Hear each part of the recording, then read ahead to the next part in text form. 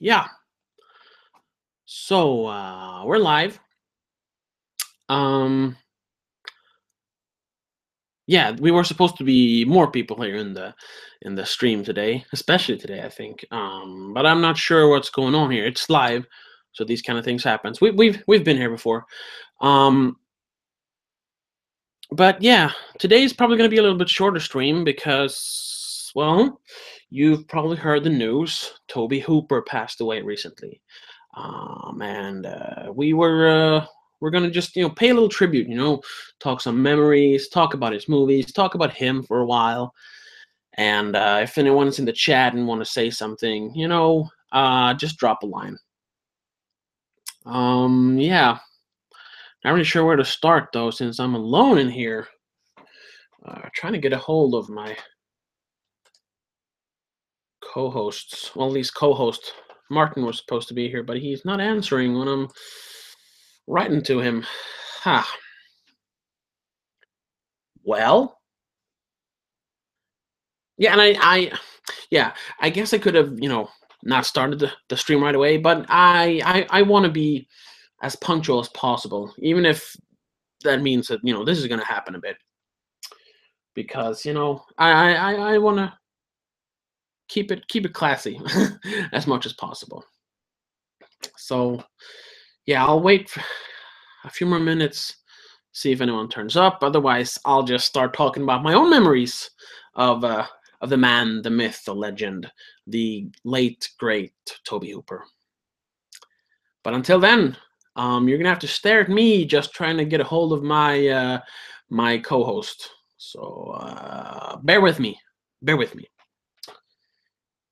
Um, and also, how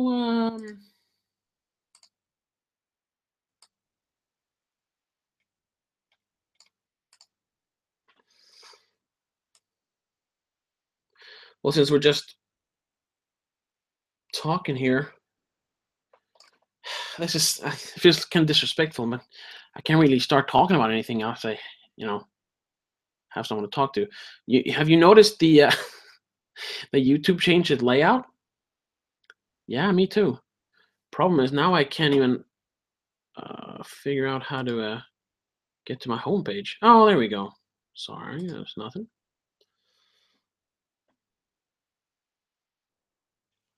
That's good. So now we can see me live there. Okay, good. That's all I wanted to check out.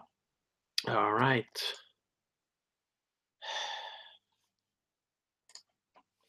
I just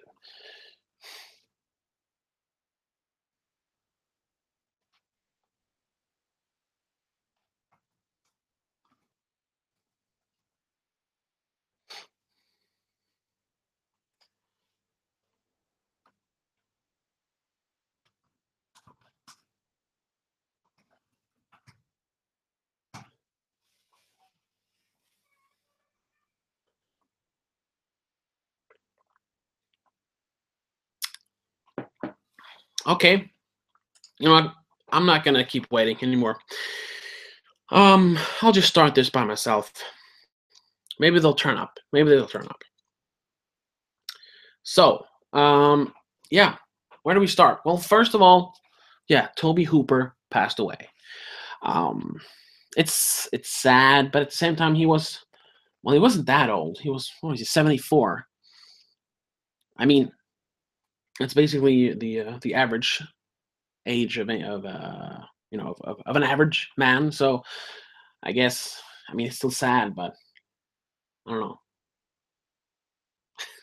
Yeah, you know what I mean. But it's extra sad because the Texas Chainsaw Massacre was one of the earlier horror movies I saw, because I was quite sheltered when it came to horror movies when I was a kid, which I suppose kids should be. That's why we have the age rating. Sorry, we call it the PG-13, the M, the R, and the I don't think that exists anymore, but we had the X rating before. And in Sweden we have similar. We have a 7-year, age limit. We have the 11-year age limit. Then we have the 15-year age limit. We used to have an 18-year age limit, which we don't have anymore. And then there was one that was just called "Not for Kids." Um, and I didn't really see any horror movies until I was maybe 13 or 14. Because before that, I didn't really know any other people than me that liked movies the way I did. So they didn't really watch horror movies. They only watched regular kids movies. But when I was 13, I guess 12. I was 12. I met Martin, who was supposed to be here. And he was a huge fan back then. Well, he still is, but I think he was a bigger fan then, actually, of horror movies. And some of the earliest ones we saw were The Evil Dead, Nosferatu, the original from 1922, and we also saw the Texas Chainsaw Massacre. And this must have been when I was I had known him for a while, so maybe like 13, maybe 14. But if I'm not mistaken, I was actually watching it by myself. I don't know if he had gone. I was at his house and he was having dinner with his family or anything, but I'm pretty sure I was alone in his room, and I was watching his movie shelves, and I saw he had the Texas Chainsaw Massacre. Now I knew about the movie. I mean, it is an infamous movie, so I'd seen pictures. I think I'd seen even a few clips on TV when they talk about classic horror movies and stuff. So I recognized it, and I thought, ooh, it's one of those movies, one of the scariest movies of all time. I thought at that time. Maybe I should watch it, and I think I popped it in. And it was this terrible copy. It was a oh, excuse me. It was a copy of a copy, So the picture was very grainy. It was very dark. It was very washed out. And since a portion of the movie, a large portion of the movie takes place at night and in murky environments, it was really hard to see anything. I'm trying to remember if this was the uncut version or if this was some sort of censored version. I'm not sure. I do remember, though, the people were, I'd heard this was going to be the most gruesome movie ever made. It was chopping up people left and right, and it was a complete bloodbath. And that's why it had been censored so heavily in so many countries. I'm pretty sure that was part of the whole video nasty trial in England, and we actually had a similar thing here in Sweden, where there was a TV show almost like a public service announcement made in the early 80s or mid 80s about video violence and how it affects your children, and there was a list of movies on which both Evil Dead and Texas Chainsaw Massacre was present. So yeah, I was expecting this insane splatter gore movie, which it really isn't.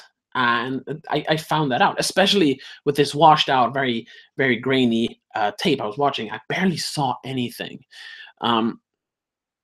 So my initial thoughts about the movie was that, is this it? This is the most, this is the scariest movie ever made? I don't know. And then over the years, I watched it several more times. I saw it on DVD, a couple of different versions of the DVD, which had a lot better pictures. I finally got to see the whole thing, and I grew to respect it, even if I didn't really understand what it was actually about. We're going to get into that a little bit, I think, later, because it isn't just a straight-up horror movie. This isn't just a movie about a bunch of cannibals that want to chop up some teenagers. This has a lot more going on, behind the scenes, if you will. And I didn't actually find out about that until, where is it? Over here. Let's see if my headphones will reach that far. Yeah. Oh, here. Until I actually bought this. It's a Swedish edition, I suppose, um, of the Texas Chainsaw Massacre. That's why it says Motorsågsmassakern. That means Chainsaw Massacre. They didn't use the Texas part because Texas isn't known to Swedish people, I suppose. But this was when did this come out? Well, the movie is from what is it, 1974, so 80, 90. Like, it wasn't actually until 2014 that I I knew some stuff about the behind the scenes, about the making of the movie and stuff. But it wasn't until I bought this because I really wanted to explore this movie further, because I heard a lot about it, and having seen it a couple times, I really wanted to explore it further. And this version had a lot of interviews. It has something called Flesh Wounds, which called the 7 Stories of the Saw, which is a documentary about the production. And that documentary and the interviews really delves deep into the psyche of the movie. And I became, before I was just like a casual fan. Yeah, Texas Chainsaw Massacre. But then I became like a hardcore Texas Chainsaw Massacre fan and Tobe Hooper fan. I mean, just like before I was a fan of Tobe Hooper, I mean, I'd seen Poltergeist, and I'd seen Texas Chainsaw Massacre, but it wasn't until I saw that thing that I actually like understood what he was trying to say with the movie. That it's not actually just, like I said, it's not a story about cannibals with chainsaws. It's actually a movie about the Vietnam War. Funnily enough, I would love to discuss this with someone, though. Unfortunately, Martin still hasn't turned up. Let's see if, oh, okay.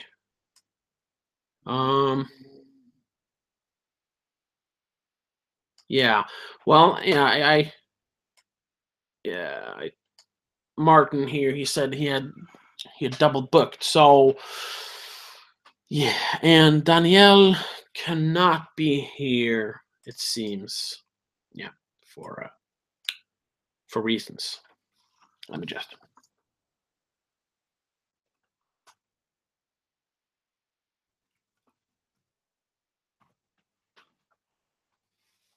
So it's just gonna be me. But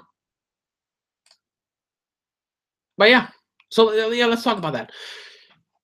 The movie is actually a critique of the Vietnam War and returning soldiers. The not a critique of the returning soldier, but a critique of how we, or I wasn't around back then, the general public treated the returning war veterans.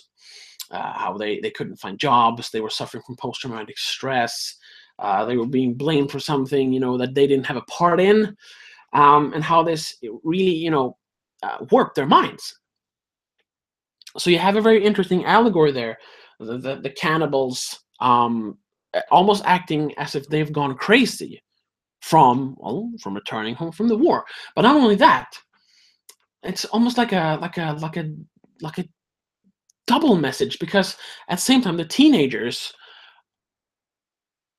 are experiencing the horrors of being captured by the enemy, by the cannibals, by the Vietnamese, being tortured, being said they're going to be eaten, and eventually at least one of them manages to escape, but in her mind she's always going to be stuck up in that dining room where they tried to kill her.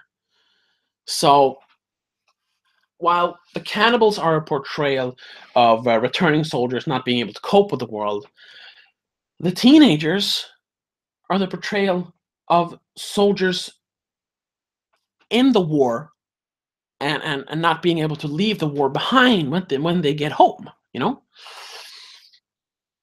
And it sounds a little far-fetched. It sounds a little pretentious.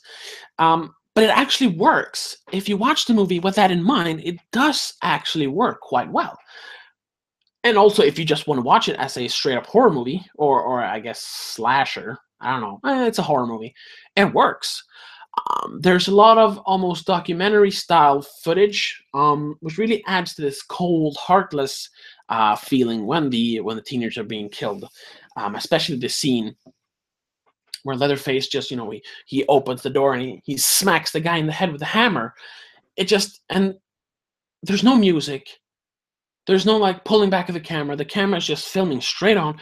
You're watching him, flop around on the floor. Then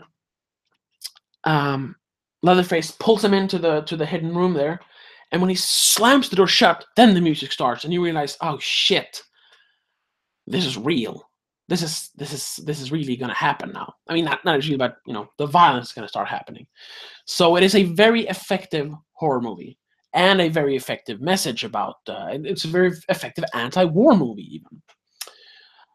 So yeah, I really delved deep into the production of the movie and the message of the movie with this edition, and it was not very long after that, because I think they discuss it both here and on. It's not around here. Oh, it's down there. I'm gonna have to. Oh wait. Anyway, they discuss the Texas Chainsaw Massacre sequel on the documentary Electric Boogaloo, and they talk about what a flop that was, and how it really didn't reflect the success and the style of the first one. I was like, maybe I should watch the second one, and I did, and with my mind set on how Tobe Hooper does his movies, that they're never really just a straightforward movie. There's always something else working in the back. I actually found this. I think I've shown this before, actually, but this amazing, super big Arrow Video release of Texas Chainsaw Massacre 2. And just like this one, even more extensively, really, it really delves deep into the production of the movie. And just like the first one, it's not just a straight up horror movie. Really, it's not a horror movie at all. It's actually more of a satire. And it's made 10 years later, or even, I guess, 12 years later, in 1986. And instead of being critical towards the war, which, had been over for quite a while, it is really, critical towards this new yuppie culture that was developing in America. This destruction of the old world, which is a theme throughout a lot of good, I guess, subversive 80s movies, or even early 90s movies. I actually talked about a similar thing in my the Dark Backwards movie review, which is also like, yeah, it was shot in '89. It was released in 1990, and it is the destruction and the perversion of the old America, really. And in a way, not as direct, you have the same theme in another movie I talked about before, Vampire's Kiss, where Nicolas Cage, is slowly but surely turning into a soulless corporate stooge. So that was really a theme in, like I said, in some subversive movies of the 1980s. But this one in particular is very critical towards like the corporate America and the impact it has on the old America.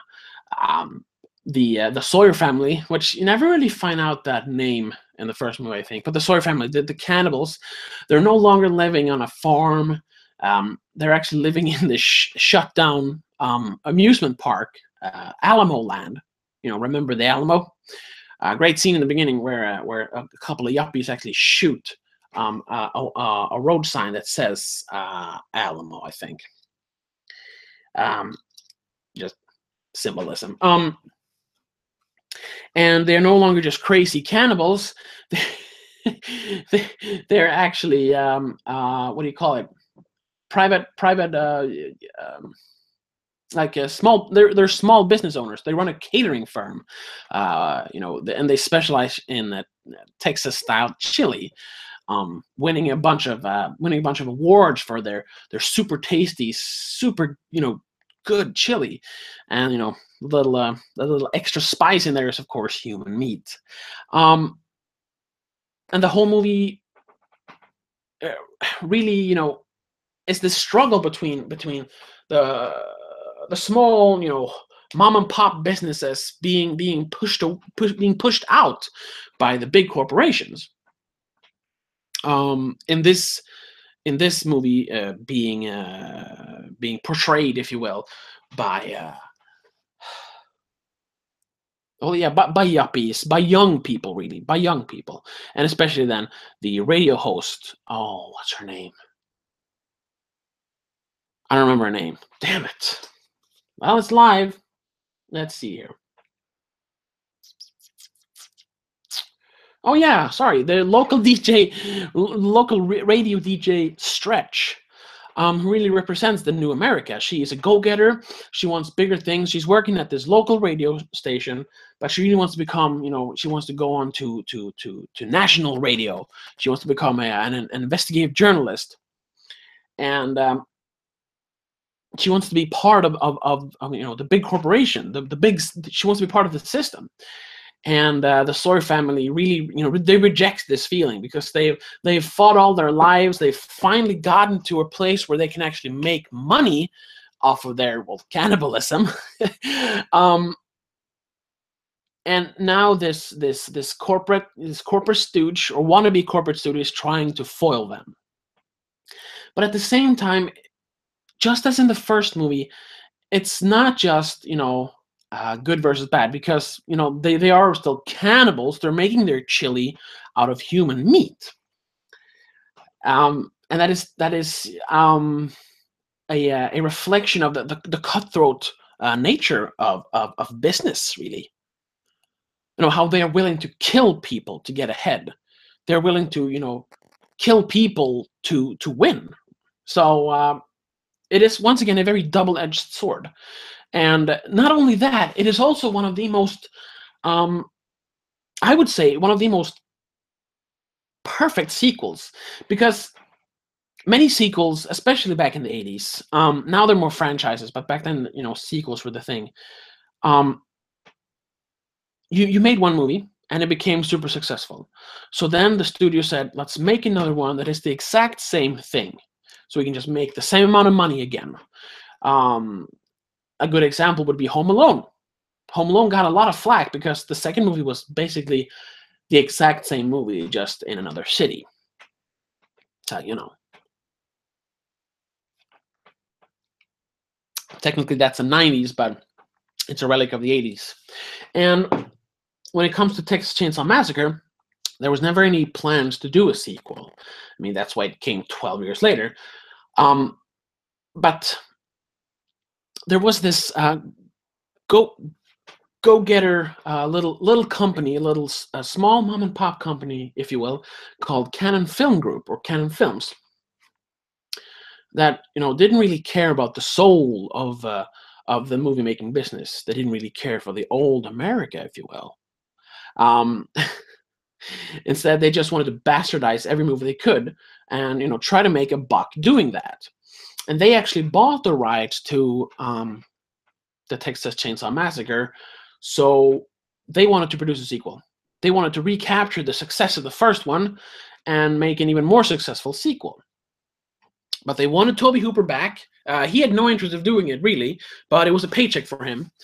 And he had been struggling somewhat in the 80s and in the 70s. His only really big movies back then were the Texas Chainsaw Massacre and Poltergeist. He had some minor movies, but they were only the really big ones he had made. So I think first he produced a movie called Life Force for them, which is a really, really strange movie. We're going to get to that later. And they thought, no, this is not what we want. We want you to make the Texas Chainsaw Massacre 2. He didn't want to do it.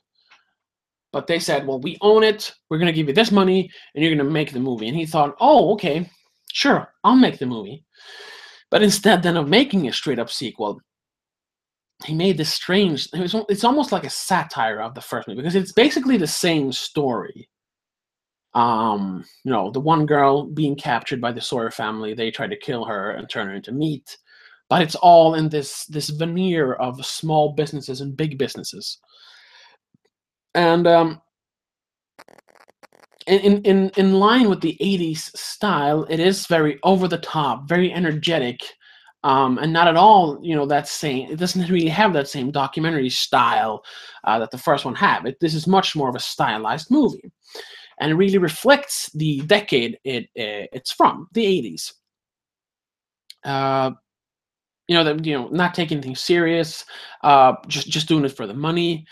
And he reflects that in the fact that it's not even a horror movie, it's a comedy. He's making a mockery of the original almost. Well, in many people's eyes. In his own, he's just making a mockery of the people that wanted him to make another Texas Chainsaw Massacre movie. So basically what he did was, he just put up a big fuck you to the studio, and he made, his own movie. And it's a very interesting way to make a movie. I mean, he still got paid. The movie flopped, of course, because people thought they were going to see another Texas Chainsaw Massacre. Instead, they got this weird, weird horror comedy almost about big businesses and a catering firm that makes human chili.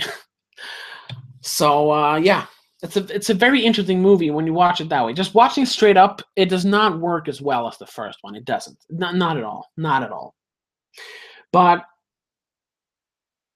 if you like Tobe Hooper movies and you enjoy the style in which he creates movies and this double-edged sword in which he makes a straightforward movie and also makes a more subtle movie. So it really works in that way, and it's a style he kept. When working on the same thing with Poltergeist, it's not as politicized, but there's still this. It's a straight up horror movie, but he almost turns it into a farce because it was it was going to be his big studio breakthrough, and it's really not the stuff he wants to make. I mean, he even walked off set, I think, towards the end. I think Steven Spielberg had to pick up the last shots of the movie because it's not really his style. He's very punk rock in that way. But yeah, so I wouldn't say he makes a mockery of Poltergeist, but he definitely tries to do something different there and try to do it in his own way, and it does work. Because Poltergeist is, I would say, as funny as it is scary. Well, watch it again, and you'll notice that you almost laugh as much as you cower in fear. If ever. I mean, it is very dated at this point. And it's still kind of creepy at some points. So yeah, I've been a fan of Tobe Hooper for a long time, but it wasn't until, like I said, 2014. Yeah, and then I bought this. I think I bought the sequel in 2015. So it wasn't until then I really became a big fan. So I'm kind of late to that party. But he made a few other movies. It felt like he was always struggling almost throughout his career. I mean, it wasn't like he was living on the streets or anything, but there was a struggle for him to get movies made, because it doesn't really have a lot more, well-known movies on his resume. There is really this Chainsaw Massacre movies, Low-Key Life Force, which is more of a straight-up movie. I could probably make an entire video just about that movie if I delve into it, but I haven't seen it in a while actually. But it's a very strange, like, sci-fi fantasy movie that really, yeah, it does play around with some of the genre tropes there. But there is one more movie. I mean, he also made Eaten Alive, which is kind of a cult classic at this point, I suppose. I have only seen parts of it. But that's really just a straight up horror movie. There are um, some undertones of corporate versus small time business there as well. I think what he was, that was really his passion, the David versus Goliath story almost. Because that movie starts off with a prostitute who works in a brothel who she doesn't want to do this demeaning job, but her boss is so ruthless. Says, "Oh, you're not going to do it. You're not going to do what you're getting paid for. Well, then you're out on your ass. You're out on the street." It's a very cutthroat world of big business, really. But that's very small now, and that's more of a straight up horror movie. From what I've seen, a pretty good one. It's kind of strange, but it's pretty good. But there is one movie. Once again, a movie I don't think he really wanted to do. But that he felt he could have some fun with when he was making it. And it's probably one of his most infamous movies. It's the Stephen King adaptation, The Mangler. Now, The Mangler isn't really as subtle as the Texas Chainsaw movies. it's more or less straight up a critique of big business. Because the movie is about, it's about a mangler, the like big automated ironing, the speed ironing machines that you can use. You can use in like a regular laundromat, but it's more for like big industrial laundromats. And it's this laundromat becomes possessed when the blood of when the blood of the slave-like workers is spilled onto the machine. It awakens because it has a demon inside of it. I haven't really gathered all my thoughts about that movie, but it's simply brilliant. I mean, like spoilers, I suppose. The movie is like 20 years old at this point, even more. But so you have the owner of the laundromat, this industrial laundromat. He's the classic like 1930s, big shot, big money guy. And he is really working his minimum wage workers to the bone. They have to, some of them do drugs to be able to work harder. They work so hard that they start bleeding even. They're basically slaves in this laundry factory. And the way he has come into this fortune, the way he started this company and has amassed all this money, is because he made a deal. He made a pact with a demon that for some reason resides in this mangler. I'm not sure why. But as long as he sacrifices the blood of virgins into this machine, the machine will keep going, so he can keep making money. And that's the thing, he hires young girls that might want to have like a summer job or a job to go get through college, and hopefully one of them is going to be a virgin. So he is literally killing his own employees for his own, for his personal and monetary gain.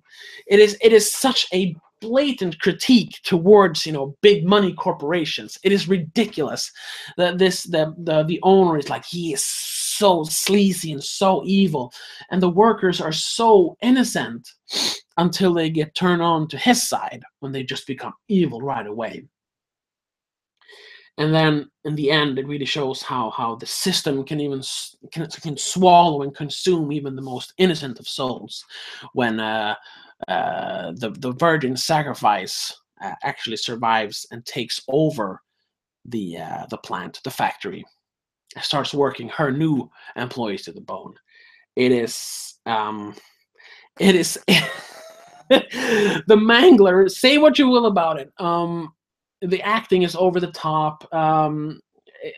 It's such a ridiculous premise. Like the general premise: people being killed by a mangler. I mean, first of all, the mangler is static. It's motionless. you like have to jump into it to be able to be killed by it. And still it kills, I don't know, like eight or 10 people in that movie. And it's just like, how can they make a movie of this? How is a killer mangler even a thing? But hey, it works when you apply it to a story about greed. Really, it does work that way. And some of the scenes towards the end, when yes, the mangler comes to life, are actually, the effects are kind of cool, I think. But yes, just straight up, it's a horrible movie. Ted Levine overdoes it as this like high strung cop that has to investigate the accidental deaths that's happening in the factory. Um, and you get this like forced backstory about his dead wife, which you don't really find out about until like halfway through the movie.